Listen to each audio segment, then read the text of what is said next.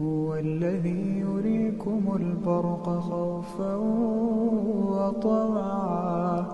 وينشئ السحاب الثقال ويسبح الرعد بحمده والملائكة من خيفته ويرسل الصواعق فيصيب بها من يشاء وهم يجادلون في الله وهو شديد